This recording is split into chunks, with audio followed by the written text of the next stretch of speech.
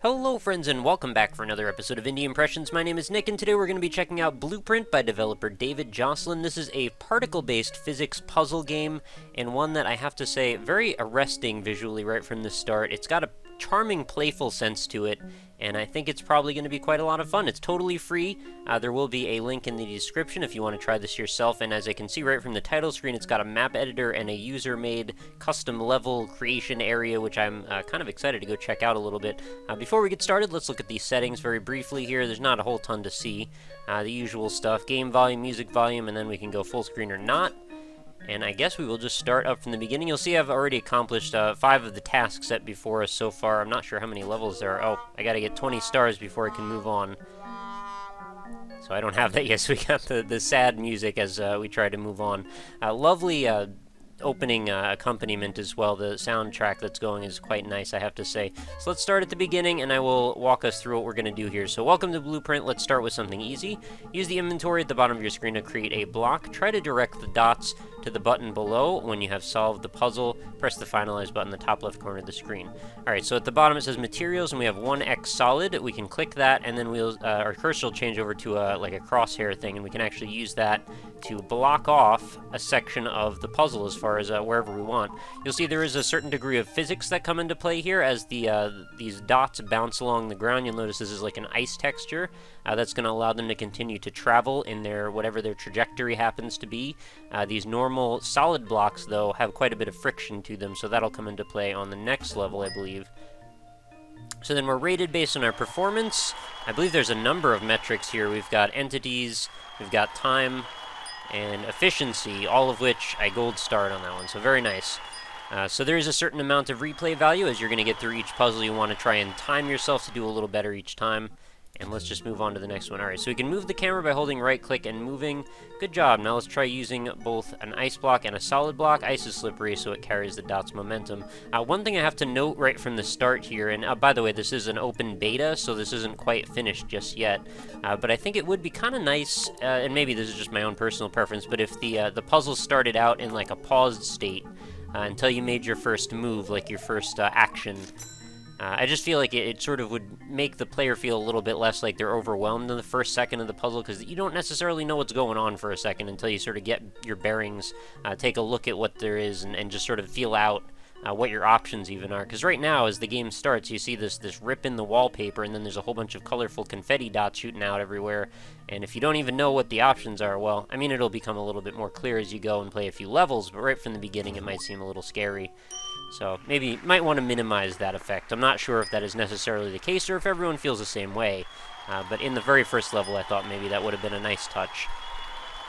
Alright, so we did okay on level 2. I guess I have the gold stars from the previous attempt? I'm not sure. I thought I just got a silver star on the second one. Alright, here's something a little bit more complex, but I think you can handle. Thank you.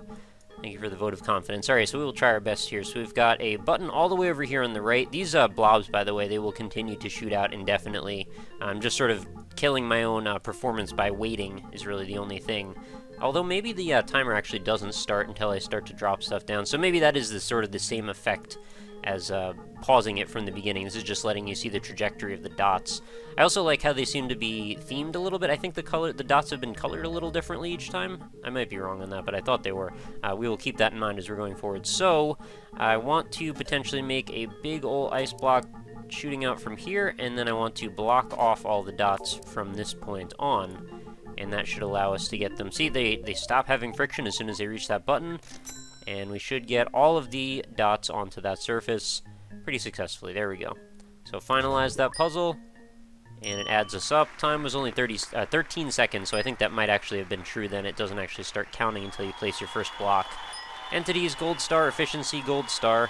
Not sure how it keeps track of the efficiency. That seems a little complicated to program, but props on the developer for figuring that out. Alright, so then we're going to start with a little bit more complicated stuff here. We've got some conveyor belts in play.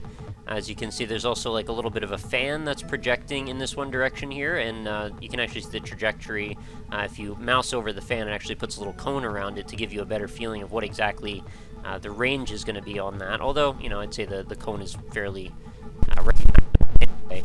So what do we want to do here? We've got 3 ice blocks and 1 solid block. Our best bet is going to be to try and preserve the momentum by doing something like this. I have to select a new block each time. Not a problem. And then we'll just set those up. One more of these guys right here should keep them scurrying along, and then one more of these should hold them in place at that final predicament there, the final moment, I mean. And just wait for them all to get together. I like how there's these little fine details, too. You can see these, like a power circuit going to the star and everything, and then you can also adjust and reorient these blocks once you've placed them. So you don't necessarily have to delete them, but you can do that as well if you choose to. And then there's, what is this button over here? We can retry or fast forward, I assume. If you have a dot that's stuck in a position, maybe that you might need to push it along, maybe hurry the process up, maybe that would be why you would use that.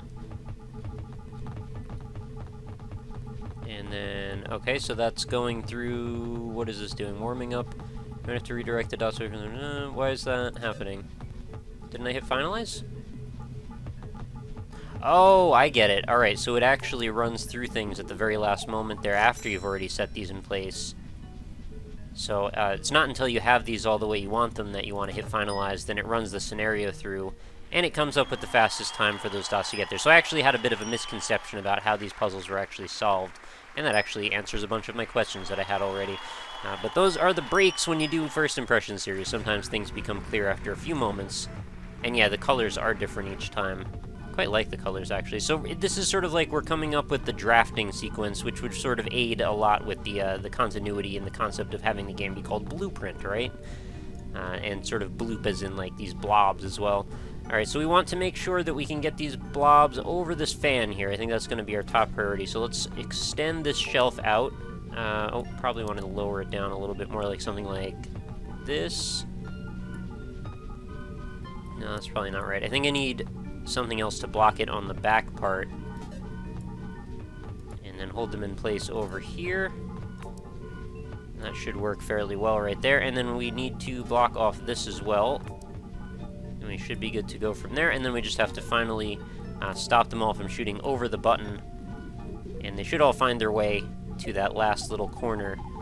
Oh, okay, they're not getting over that fan anymore. I'm not sure what the deal is there. We should just extend this out all the way to the left. And then we also want to adjust this one as well, otherwise this one's going to be stuck in that position indefinitely. I guess I could... Oh, you can kind of like shove the dots along with this. I'm not sure if that was intended or not. I think that would all be sussed out, though, at the final moment when you actually finalize the puzzle. So there we go. That should lend us to a final score. Alright, gold star, 14 seconds, entities, 4. Alright, so I wanted to use less there than the full amount of blocks to get our goal done.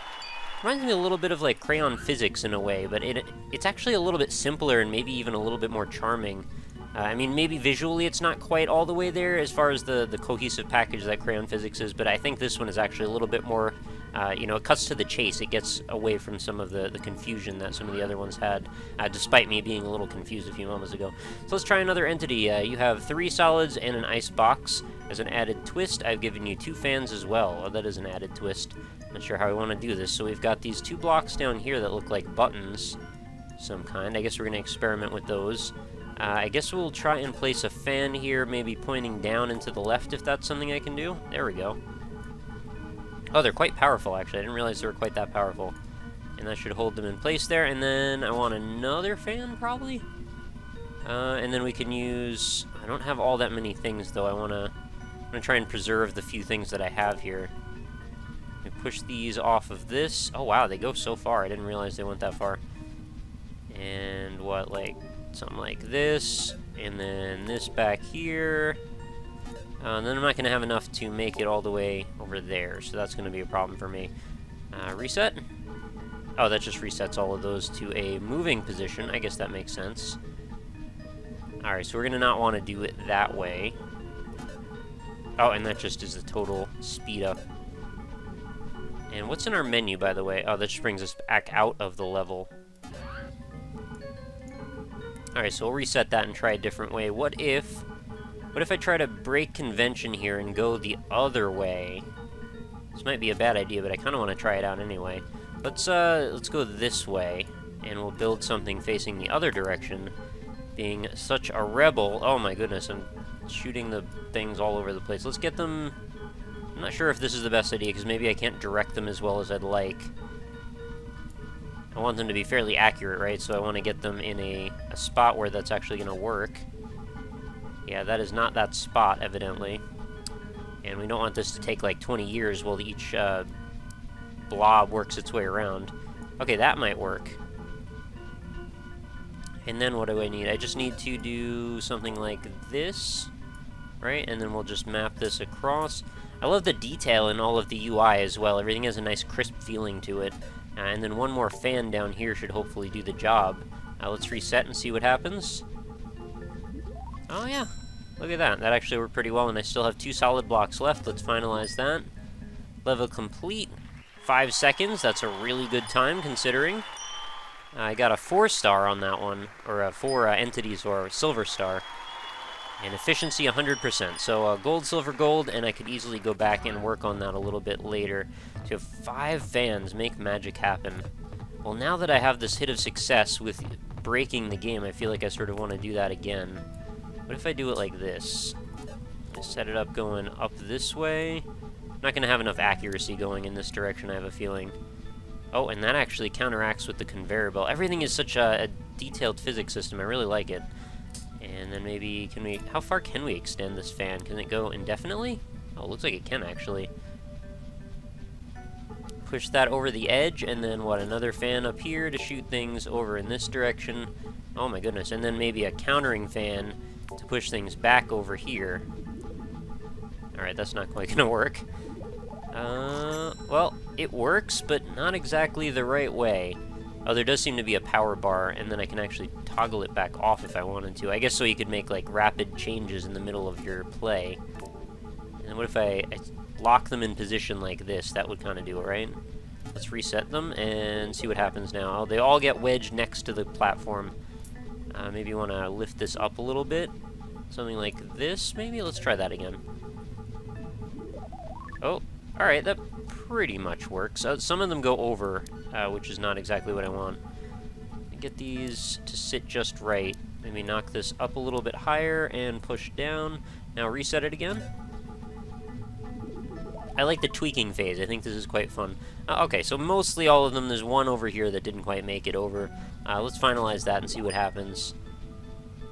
Time 4 seconds. That is pretty fast, I have to say. Entities is not going to be my strong suit. 5 entities there for a bronze star.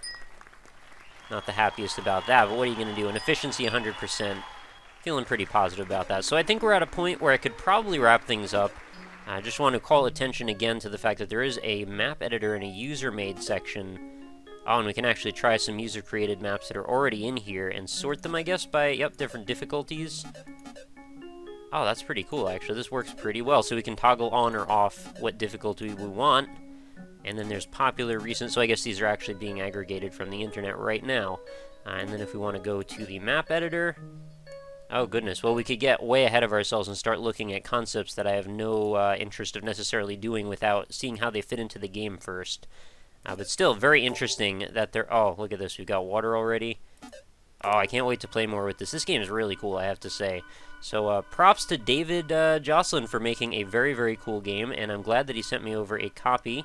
Again, this is totally free for you guys to check out, so if you want to browse through, it is supported right now just through donations. Link is going to be right in the description of this video. Feel free to go give it a play yourself, see how far you can get, see what kind of challenging levels you might be able to create. And feel free to leave some comments. I'd love to hear what your opinions are on something like this. It's not too often that I run into a physics-based particle-style puzzle game that's actually, it's very well cohesively put together. Good puzzles, it seems. Good concepts. Core gameplay seems strong. And it's even still in beta, so I have to say, very, very few complaints here. I think it is quite a nice one. So be sure to let me know what you think in the comments. Like I said, I'd love to hear your opinions on it. Go download it yourself, tell a friend, do what you want to do about that. I think that would help everybody out.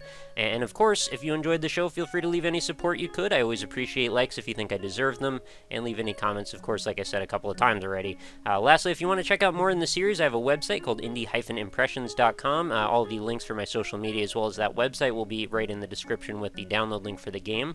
So feel free to browse over there. There's over 500 other indie games you can check out, all sortable and tagged and categorized and all kinds of things over there. So if you want to look for something specific, like specifically puzzle games or free games or games on Steam that I've covered, you can just sort them by clicking a button. It's nice and easy. So hopefully you will visit over there, and hopefully you enjoyed the episode. And remember to come back again tomorrow. I do a new episode every single day without fail. I've been doing it for over a year and will continue to do so with your continued support. So thanks for stopping by, and I hope you enjoyed the video. I will talk to you again tomorrow. Later, guys.